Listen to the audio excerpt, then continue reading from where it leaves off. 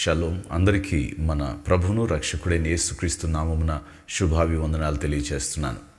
మన గొప్ప రక్షకుడు మన ప్రభు అయిన యేసుక్రీస్తు యొక్క శ్రమలను ధ్యానిస్తున్నటువంటి ఈ సిలువ ధ్యానాల దినాలలో ప్రభు జీవితంలో అత్యంత ప్రాముఖ్యమైన వారముగా ఎంచబడుతున్న ప్యాషన్ వీక్ లేదా ఈ హోలీ వీక్లో క్రీస్తు ప్రభువారు సిలువలో తాను చేసినటువంటి త్యాగానికి సంబంధించినటువంటి అనేక సంఘటనలు ఈ వారములో చాలా నెరవేరినాయి. ఒక వారం వ్యవధిలోనే ఇన్ని గొప్ప అద్భుతమైన ప్రవచనాలు, దేవుని యొక్క చిత్తము అంతటినీ ప్రభు నెరవేర్చున్నాడు. ఈ కొద్ది సమయంలో నెరవేరినటువంటి సంఘటనలో చాలా ప్రాముఖ్యమైనటువంటి అంశాలు సువార్థికులు పత్రికల్లో సువార్తల్లో రాశారు. రాయబడిన వాటిలో నేను ఈ యొక్క సమయమందు ఒక ప్రాముఖ్యమైన విషయాన్ని మనందరి దృష్టిలో తీసుకురావాలని నేను ఆశపడుతున్నాను. యోహాను సువార్త 12వ అధ్యాయంలో, కాబట్టి యేసు తాను మృతులలో నుండి లేపిన లాజరు ఉన్న బేతనియకు పస్కా పండుగకు 6 దినములు ముందుగా వచ్చెను.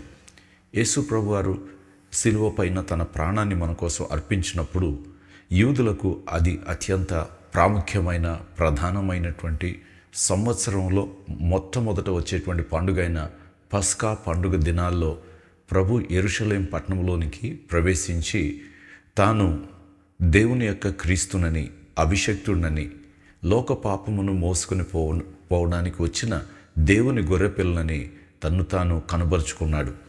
అయితే ఈ పస్కా పండుగ అనేది ఇశ్రాయేలీలకు వారి చరిత్రకు ఒక పునాది వంటిది. ఇశ్రాయేలీలు ఐగుప్తు దేశంలో కఠినమైనటువంటి బాధలు అనుభవించినటువంటి దినాల్లో వారు ఐగుప్తీయులు పెట్టినటువంటి కష్టాలు, వారు చిందించిన చెమట, వారు కార్చినటువంటి ఆ కన్నీళ్లు, ఆ భయంకరమైనటువంటి ఆ శ్రమ దినాలు గుర్తు చేసుకుంటూ ఈ పస్కా పండుగను ప్రతి సంవత్సరం వాళ్ళు జరిపించుకుంటూ ఆ బానిసత్వం నుండి విడుదలైన ఆ రోజున ఎలాంటి పరిస్థితులు ఉన్నాయో వారు జ్ఞాపకం చేసుకునేటువంటి రోజు అది. ఈ పస్కా పండుగను యూదులు చాలా నిష్టగాను పవిత్రంగాను ఆచరించవలసినటువంటి ఒక ఆచారపూర్వకమైనటువంటి పండుగ. యోహాను సువార్త 11వ అధ్యాయం 55వ వచనంలో, మరియు యూదులు పస్కా పండుగ సమీపమై ఉండెను గనుక అనేకులు తమ్మును తాము శుద్ధి చేసుకొనుటకై పస్కా రాకమునుపే పల్లెటూళ్లలో నుండి యెరూషలేమునకు వచ్చిరి. పస్కా వచ్చిందంటే తమను తాము శుద్ధి చేసుకోవాలి, అపవిత్రత అంతా తీసేసుకోవాలి. వారిలో ఉన్నటువంటి పులిపిండి ఏమీ లేకుండా ఒక స్వచ్ఛమైనటువంటి దేవునికి అనుకూలమైన స్థితిలో శుద్ధిగా దేవుణ్ణి ఆరాధించాలి. ఈ పస్కా పండుగ ఏ దినమున ఏ నెలలో జరుగుతుందంటే ఇశ్రాయేలీయుల యొక్క సంవత్సర క్యాలెండర్లో మొట్టమొదటి నెల, దానిని అబీబు అని మనం పిలుస్తాము, లేదా నీసాను అని కూడా మరొక పేరు ఉంది. ఈ నెలలో మొట్టమొదట 10వ నాడు చాలా ప్రాముఖ్యమైన రోజు అయి ఉంది. మొదటి నెల 10వ రోజు వచ్చిందంటే ఆ 10వ రోజున ఒక ఏడాదిదైన మగ గొర్రెపిల్లను, అది కూడా ఎటువంటి కళంకము లేనటువంటి గొర్రెపిల్లను ప్రతి కుటుంబము తమ యొక్క లెక్క చొప్పున ఆ కుటుంబానికి సంబంధించి ఒక గొర్రెపిల్లను కానీ లేదా ఒక మేకపిల్లను కానీ ఒకదాన్ని జాగ్రత్తగా చూసుకుని వారి దగ్గర పెట్టుకోవాలి. పెట్టుకున్న తర్వాత ఆ వారమంతా దాన్ని జాగ్రత్తగా పరిశీలించాలి. ఎందుకంటే దాంట్లో ఎటువంటి కళంకం ఉన్నా దేవునికి బలి ఇవ్వటానికి ఆ యొక్క గొర్రెపిల్ల కానీ మేకపిల్ల కానీ పనికిరాదు. దాన్ని శ్రద్ధగా గమనించి అది 14వ దినం వచ్చినప్పుడు సాయంకాలమున వారు దానిని వధించి దాని రక్తాన్ని వారి యొక్క గుమ్మములకు, నిలువ కమ్మెలకు, పైన ఉన్నటువంటి అడ్డకమ్మెకు దాన్ని పూసి దానిని పూర్తిగా కాల్చేసి, దాన్ని ఉడికించకూడదు, దాన్ని కాల్చివేసి చేదు కూరలతో ఆ రాత్రి పొంగని రొట్టెలతో దాన్ని భుజించాలి. ఇది వారికి దేవుడిచ్చినటువంటి నిత్యమైనటువంటి కట్టడ. ఆ ఐగుప్తు దేశంలో ఆ మొట్టమొదటి పస్కా రోజున, అంటే బానిస బ్రతుకుల్లోంచి విడుదలైనటువంటి రోజున, నిర్గమకాండం 12వ అధ్యాయంలో రాయబడినట్టుగానే ఇప్పటికీ కూడా ఇశ్రాయేలు ప్రజలు పాసోవర్ని జరుపుకుంటారు. సెడార్ టేబుల్ దగ్గర అందరూ కూర్చుని ఉంటారు. అయితే ప్రభువైన యేసుక్రీస్తు వారి దినాల్లో యూదులు ఆ యొక్క పండుగను మరింతగా చాలా జాగ్రత్తగా ఆచరించేటువంటి ఆచారం వాళ్ళకుంది. యేసు ప్రభువారు యెరూషలేములోనికి జయప్రవేశం చేసినటువంటి ఆ ఆదివారమే మొదటి నెల 10వ రోజు. ఏ రోజైతే గొర్రె పిల్లను వాళ్ళు ఎంచుకుంటారో ఆ గొర్రె పిల్లను సెలెక్ట్ చేసుకునేటువంటి రోజునే యేసు ప్రభు యెరూషలేం పట్టణంలోనికి వెళ్ళాడు. ఎందుకని వెళ్ళాడంటే వాళ్ళు అప్పటికే యూదులు ప్రతి ఒక్కరూ తమ ఇంటికి ఒక గొర్రె పిల్లను మేకను తెచ్చుకుని ఉంటారు. ఆ 14వ తారీఖు వచ్చినప్పుడు, మొదటి నెల 14వ దినం వచ్చినప్పుడు ఉదయమున 9 గంటలకు దేవాలయానికి తీసుకుని వెళ్తారు. ఆ గొర్రెల్ని మేకల్ని కానీ తీసుకుని బలుల్ని వెళ్ళి మధ్యాహ్నం 3 గంటల సమయంలో అందరూ ఆ యొక్క బలి పశువులన్నింటిని కూడా వధిస్తారు. ఇది జరగాల్సినటువంటి పద్ధతి. యేసు ప్రభువారు ఆ పట్టణంలోనికి వెళ్ళినప్పుడు ఇన్ని వందల వేల గొర్రెలను వధించటానికి బదులుగా లేఖనాలు చెప్పినట్లుగా మనందరి పాపముల నిమిత్తమై యేసుక్రీస్తు ఒక్కసారే సదాకాలము నిలిచి ఉండేటువంటి ఒక్క బలిని అర్పించి మనలందరినీ శుద్ధులనుగా చేశాడని హెబ్రీయులకు రాసిన పత్రిక 7వ అధ్యాయం 27వ వచనంలో చెప్పబడినట్లుగా ఒక్కసారే ఒక్క గొర్రె పిల్లగానే యేసుక్రీస్తు ప్రపంచ మానవుల యొక్క పాపముల నిమిత్తం తన్ను తాను పస్కా పశువుగా మనందరి యొక్క దృష్టిలో తనను తాను బయలుపరుచుకున్నాడు. ప్రియులారా, పస్కా గొర్రెను జాగ్రత్తగా గమనించాలి. ఎందుకంటే అది కళంకం ఉంటే పనికిరాదు, దాంట్లో ఏ వంకర ఉన్నా పనికిరాదు. అది మేల్ అయి ఉండాలి, తర్వాత ఏడాదిదై ఉండాలి. ఈ విధంగా మనం చూసినట్లయితే యేసుక్రీస్తు ప్రభువారి యొక్క జీవితంలో మనము ఆయనను మన పాపభారాన్ని మోసుకుని పోయే లేదా మన అర్పణగా యేసు ప్రభువారిని మనం చూసే విధంగా యేసు పరిశుద్ధుడిగా కనబడుతున్నాడు. హెబ్రీ పత్రికలో అంటాడు, ఆయన పరిశుద్ధుడు, నిర్దోషి, నిష్కల్మషుడు, పాపులలో చేరనివాడు, ప్రత్యేకముగా ఉన్నవాడు, ఆకాశ మండలము కంటే హెచ్చైనవాడు, ఇట్టి ప్రధాన యాజకుడు మనకు చాలినవాడు అని చెప్తున్నాడు. స్వయాన ప్రభువే అన్నాడు, నాలో పాపముందని మీలో ఎవరైనా రుజువు చేయగలరా అని యోహాను సువార్త 8వ అధ్యాయంలో నాలో పాపం ఉందని మీరు స్థాపించగలరా, ఎవరైనా ఎస్టాబ్లిష్ చేయగలరా, నా జీవితంలో కానీ నా యొక్క మాటల్లో కానీ నా క్రియలలో కానీ ఎక్కడైనా పాపం కానీ దోషం కానీ ఉందేమో మీరు చూపగలరా అని యేసుప్రభు వారు ఆనాడు యూదులకు ఆయన సవాలు విసిరాడు. ఈ రోజుకి మనం చూసినట్లయితే ప్రభు అయిన యేసుక్రీస్తు యొక్క జీవితం చూస్తే ఆయనలో ఏ కపటము లేదు. ఆయన దౌర్జన్యమును పొందినప్పటికి కూడా దూషించలేదు. ఆయన హింసించబడుతున్నా సరే బదులేమి తీర్చుకోలేదు. ఆయన ఎలాగున్నాడని యెషయా చెప్తాడంటే, యెషయా గ్రంథం 53వ అధ్యాయము 6-7 వచనాల్లో బొచ్చు కత్తిరించు వాని ఎదుట గొర్రెపిల్ల మౌనముగా ఉన్నట్టుగా ఆయన మౌనముగా ఉండి మనందరి నిమిత్తము ఆయన దౌర్జన్యాన్ని స్వీకరించాడు, అన్యాయపు తీర్పు తీర్చబడ్డాడని ప్రవక్త అయినటువంటి యెషయా 53వ అధ్యాయంలో యేసుక్రీస్తు యొక్క నిష్కలంక స్థితిని గురించి చెప్పాడు. నిశ్చయముగా అతడు మన రోగములను భరించెను అని 5వ వచనంలో మన అతిక్రమములను బట్టి అతడు గాయపరచబడెను. ఆయనలో ఈ అతిక్రమము లేదు, ఆయన దేన్ని అతిక్రమించలేదు. కానీ మన అతిక్రమాలు బట్టి గాయపడ్డాడు, మన దోషములను బట్టి నలగగొట్టబడ్డాడు, మన సమాధానార్థమైన శిక్ష ఆయన మీద పడింది. ఆయనది కాదు, ఇది మనది. అంటే ఈ గొర్రెపిల్ల ఎట్లయితే పస్కా గొర్రెను తీసుకుని వచ్చి తమ గుమ్మముల మీద పూసుకుని ఆ గొర్రెపిల్ల రక్తాన్ని బట్టి ఆ మరణదూత నుండి వారు తప్పించుకున్నారో, ఈ గొర్రెపిల్లైన యేసుక్రీస్తు ప్రభువారు మన పక్షంగా చనిపోటు ద్వారా మనందరి మీదకి రావలసిన దేవుని ఉగ్రత అంతా మనలను దాటి వెళ్ళిపోయింది. పాపమునకొచ్చు జీతమైనటువంటి మరణాన్ని యేసు ప్రభువారు మింగివేశాడు. మరణాన్ని జయించి మరలా తిరిగి లేచాడు. కనుక ఈరోజు మనము పస్కాను ఆచరించాలంటే ఎలా ఆచరించాలి? మనం కూడా ఒక పశువుని వెతుక్కోవాల్సిందేనా? దాన్ని మనం కనిపెట్టాలా అంటే నిజమే, మనం వెతకాలి, కనిపెట్టాలి. అదే దాని యొక్క ముఖ్యమైనటువంటి అంశమై ఉన్నది. అయితే మనం వెతికితే ప్రపంచంలో మనకి పస్కా పశువు అని చెప్పుకున్నట్లుగా గ్రంథాలన్నిటిలో మనకు కనబడుతున్నది యేసుక్రీస్తు ఒక్కలే. మోషే వచ్చాడు, కానీ మోషే మన పాపములను మోసుకుని వెళ్ళడు. ప్రవక్తలు ఎంతోమంది లోకంలో ఉన్నారు, వారెవ్వరూ మన పాపములకు పరిహారం చేయలేరు. ఎందుకంటే ప్రధాన యాజకుడు సైతం ముందుగా తన సొంత పాపముల కొరకు బలిచ్చుకోవాలి. తన సొంత పాపాలకి బలిచ్చిన తర్వాత ప్రజల పాపానికి మరింకొక అర్పణిచ్చి అతి పరిశుద్ధ స్థలంలోనికి ఒక్కసారి వెళ్ళి ఆ పని చేయాలి. అంటే వాళ్ళ పాపానికి పరిహారం తెచ్చుకోవాలి, ఇతరుల పాపానికి కూడా పరిహారార్థ బలి ఇవ్వాలి. కానీ ఈయనైతే ఆయనలో ఏ పాపము లేనివాడు కనుక తానే మనందరి కోసమై పరిశుద్ధ రక్తాన్ని చిందించాడు. యోహాను ఆయనను గురించి యోహాను సువార్త 1వ అధ్యాయంలో యేసు ప్రభువారు బాప్తీసం పొందటానికి ఆయన యొద్దకు వస్తూ ఉండగా 1:29 అన్నాడు, మరునాడు యోహాను యేసు తన యొద్దకు రాగా చూచి, ఇదిగో లోక పాపమును మోసుకొని పోవు దేవుని గొర్రెపిల్ల.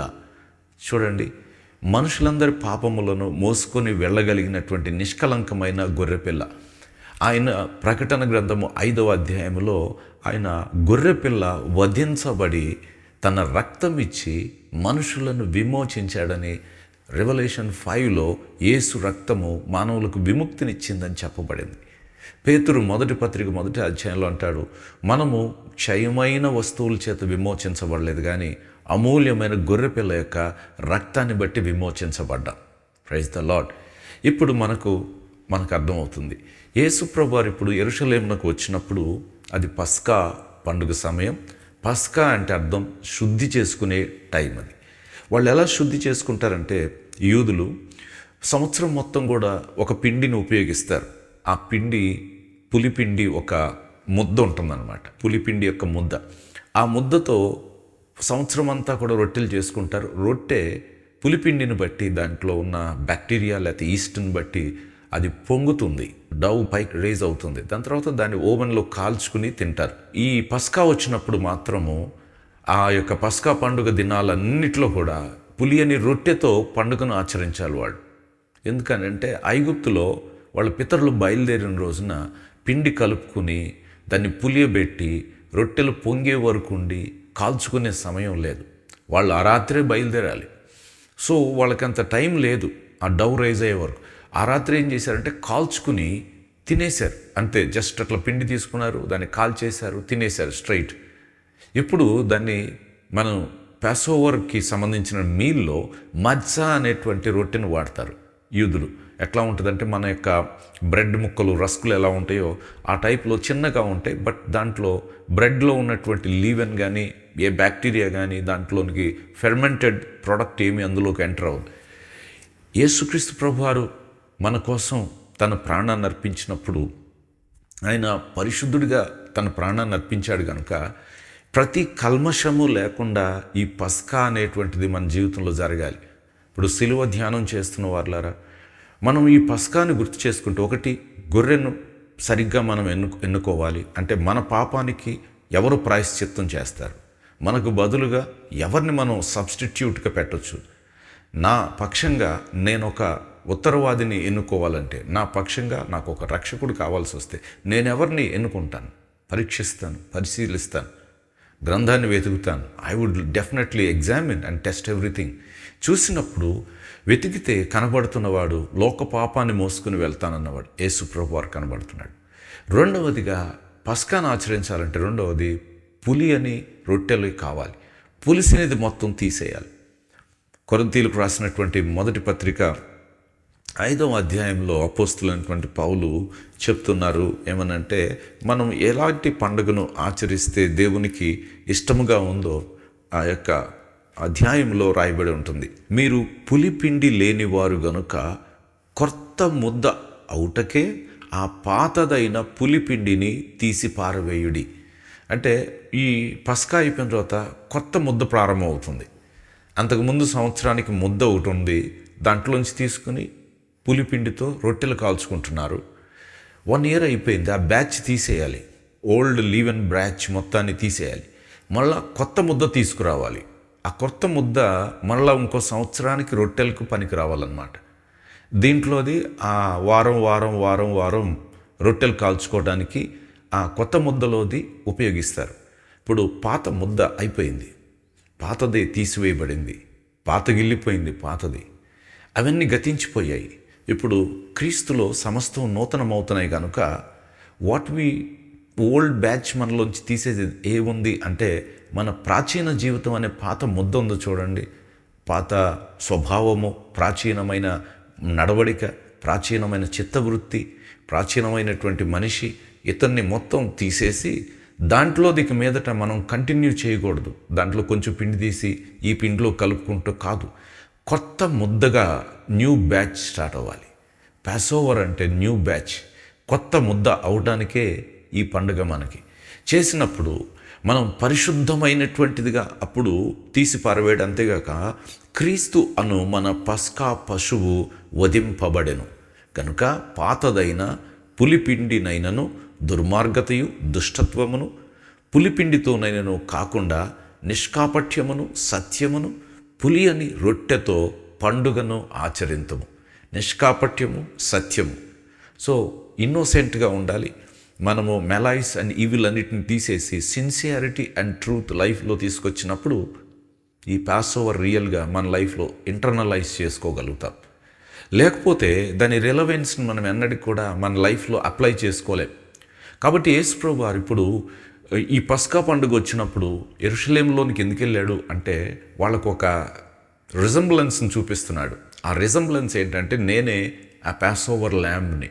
మీ పితరులు ఐగుప్తులోంచి దాటినప్పుడు వధించినటువంటి ఆ గొర్రెపిల్ల వలె నేనిప్పుడు కొత్త నిర్గమానికి మిమ్మల్ని సిద్ధపరుస్తున్నాను. అది ఓల్డ్ ఎక్సడస్, అది ఫిజికల్ స్లేవరీ నుంచి బయటకు వచ్చారు, వాళ్ళు శరీర దాసత్వం నుంచి బయటకు వచ్చారు. ఇప్పుడు స్పిరిచువల్ బాండేజ్ అండ్ స్పిరిచువల్ స్లేవరీలోంచి బయటకు రావాలి. This is the new and ultimate Exodus. ఇది ఆ నిర్గమం కంటే ఈ నిర్గమం చాలా గొప్పది అన్నాడు. ఇదిగో నేను కొత్త కార్యమును తలంచున్నాను, అది ఇప్పుడే మొదలుపెట్టాను అన్నాడు యెషయా గ్రంథంలో. Lord I'm making something new అన్నాడు. What is the new? ఏంటి న్యూ అంటే new covenant and new exodus. నూతన నిర్గమము, నూతన క్రియ, నూతనమైనటువంటి ప్రయాణాన్ని ప్రభు అయిన యేసు మన జీవితాల్లో తేవాలనుకున్నాడు. కనుక ఈ న్యూ బ్యాచ్ ఎక్కడికి వెళ్తుందంటే న్యూ జెరూసలేంలోకి వెళ్తుంది, నూతన యెరూషలేంకి వెళ్తుంది.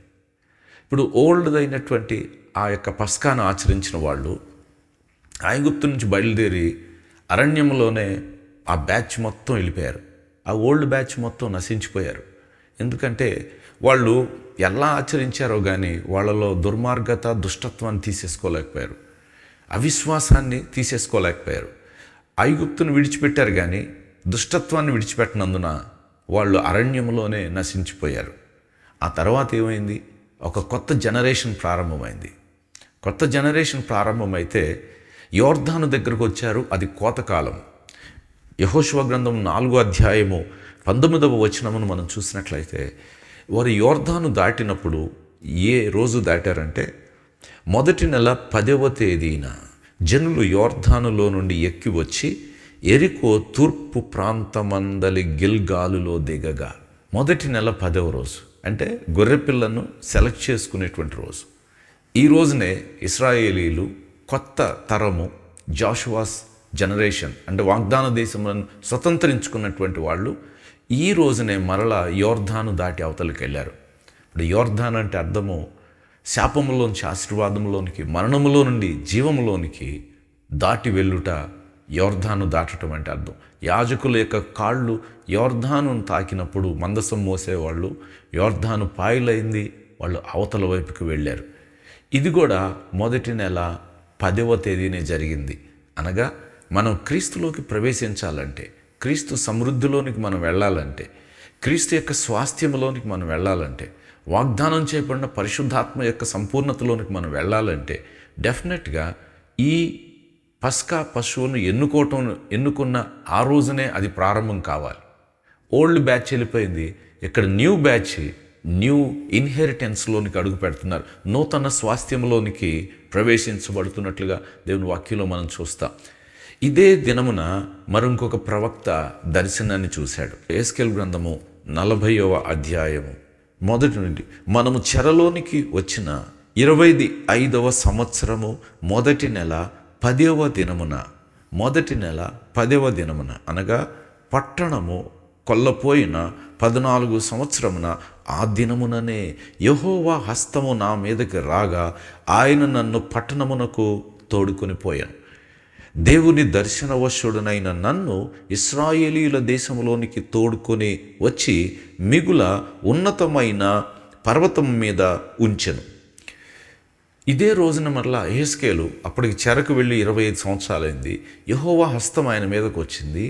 ఆయన ఎత్తి ఇశ్రాయేలీయుల దేశంలో ఎత్తైన పట్టణము పర్వతం మీదకి తీసుకుని వెళ్ళి అక్కడ నిలబెట్టి దర్శనవశునిగా చేశాడు. ఆయన చూసిన ఈ దర్శనాలు 40, 41, 42, 43, 44 ఈ సిరీస్ ఆఫ్ విజన్స్ అని ఆయన ఈ యొక్క మొదటి నెల 10వ రోజు చూసినట్లుగా చూస్తున్నాం. ఏం చూశాడు ఆ దర్శనంలో అంటే యెరూషలేము తూర్పున ఉన్నటువంటి కొండని చూస్తున్నాడు ఆయన. 43వ అధ్యాయము మొదటి వచనంలో, తర్వాత అతడు తూర్పు తట్టు చూచు గుమ్మమునకు నన్ను తోడుకొని రాగా. తూర్పు తట్టు చూచు అంటే యెరూషలేము దేవాలయం నుండి తూర్పు వైపు చూసేటువంటి ఒక గుమ్మం ఉంది. దాన్ని మెర్సీ గేట్ అంటారు, గోల్డెన్ గేట్ అంటారు. ఇప్పటికీ మనం యెరూషలేముకి వెళ్తే ఒక గుమ్మము మూయబడి ఉన్నట్టుగా చూస్తాం. అది ఇప్పటికీ మూయబడే ఉంది. వాక్యంలో చెప్పబడినట్లుగా దాంట్లోనికి ఏ మనుషుడు ప్రవేశించలేదు ఇంతవరకు. మరలా 44:1 తూర్పు తట్టు చూచు పరిశుద్ధ స్థలం యొక్క బయట గుమ్మపు మార్గమున. కనుక తూర్పు గుమ్మానికి పరిశుద్ధ స్థలానికి స్ట్రైట్ లైన్లో ఉంటుంది. ఆ స్ట్రైట్ లైన్ తూర్పు వైపు చూస్తుంది. మరి యెరూషలేమునకు తూర్పున ఏముందంటే ఒలీవ కొండ ఉంది. ఆశ్చర్యం అండి.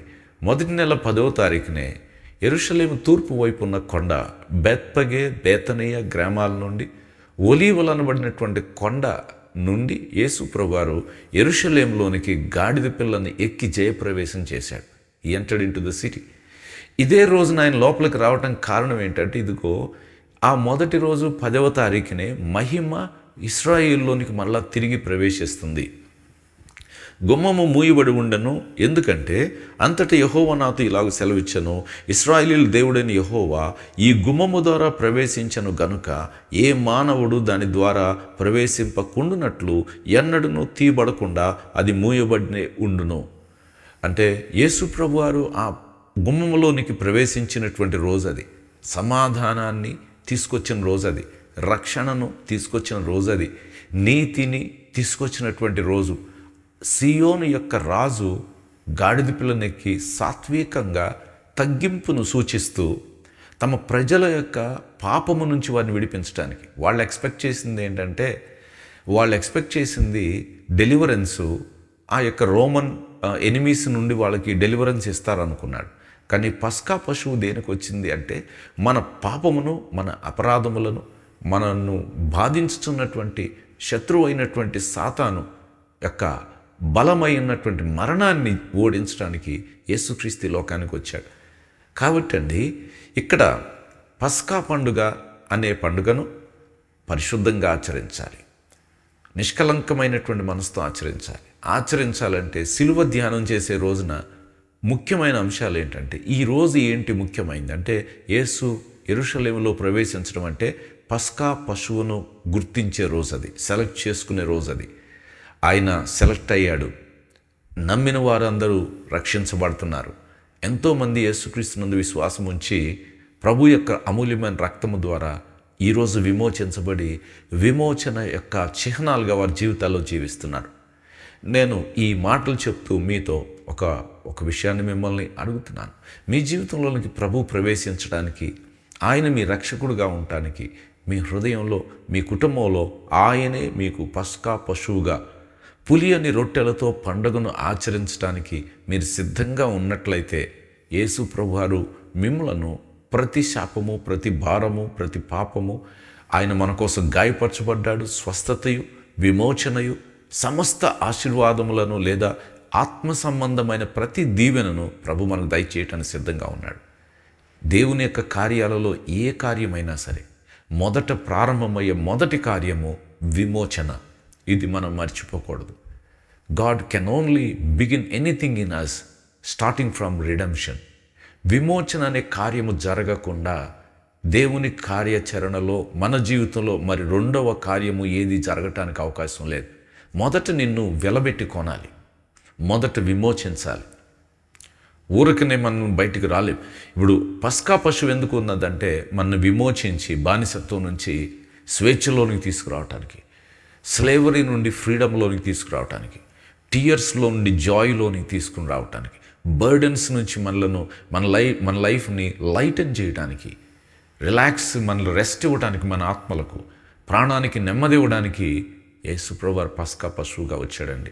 కనుక అర్థం చేసుకున్నవారు ఈ యొక్క మాటలు వింటున్నప్పుడు మీ హృదయాల్లో పరిశుద్ధుడు నిష్కల్మషుడైన యేసు ప్రభు వారితో కలిసి ఈ పండుగను దేవుని స్తుతించుచు మరి ఆయన యొక్క మరణాన్ని జ్ఞాపకం చేసుకుని మనము పులియని రొట్టెలతో కొత్త ముద్దగా నూతన ప్రారంభాన్నిచ్చి ఈ ముద్దతోనే మన యొక్క కమింగ్ లైఫ్ ముందున్న కాలంలో మన యొక్క ఆహారాన్ని పులియని రొట్టెల పండుగను మనం చేసుకుంటూ వెళ్తే మన లైఫ్ చాలా దేవుని యొక్క చిత్త ప్రకారమైన దీవెనలో మనం వర్ధిల్లుతాం.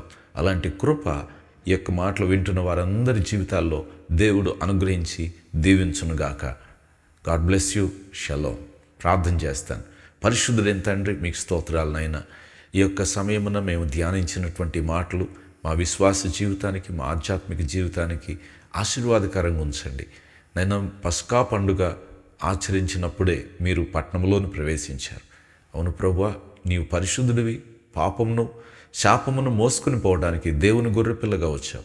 మీరు మా కోసం రక్తం చిందించి ఆ యొక్క పుణ్యదానము చేసినటువంటి ఆ పస్కాను, ఆ బలిని మేము జ్ఞాపకం చేసుకుని మేము కూడా మీ యొక్క పండుగను, ఈ యొక్క శిలువ ధ్యానములను శుద్ధి చేసుకుంటూ ఇంకా నూతన సృష్టిగా మార్చబడుతూ కొత్తదైన ముద్దగా ఈ యొక్క దినములను మా జీవితాలకు ఆశీర్వాదకరంగా కొనసాగించడానికి సహాయం చేయండి. ఈ యొక్క వర్తమానం వింటున్న వారి జీవితంలో ఉన్నటువంటి కొదువులు ఏదైనా ఉన్నట్లయితే మీ మహిమైశ్వరం చొప్పున తీర్చండి. బలహీనలను జ్ఞాపకం చేసుకుంటున్నాం. సమస్యలు, శోధనలో ఉన్న వారిని బలపరచమని ప్రార్థిస్తున్నాం. నైనా ఇంకా దూరమైనటువంటి వారిని మీ సన్నిధిలోనికి ఇంకా నడిపిస్తూ నీ యొక్క చిత్తానికి, నీ వాక్యానికి ఇంకా విధేయులై మహింపరచడానికి కృప చూపమని అతి త్వరలో రానున్న యేసుక్రీస్తు నామమున ఈ మనవులు వేడుకుని ప్రార్థిస్తున్నాం తండ్రి. ఆమేన్. God bless you.